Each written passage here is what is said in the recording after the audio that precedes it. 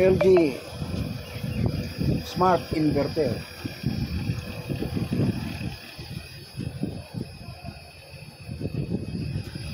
There is no error, but not working the compressor, the fan also, but now it's working now.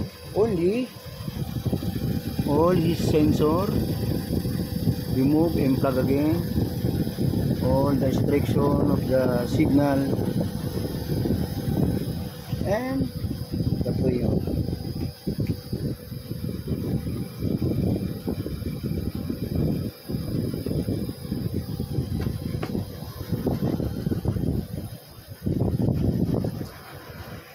You need to support the meter, of course. Check the ampere. That's the ampere.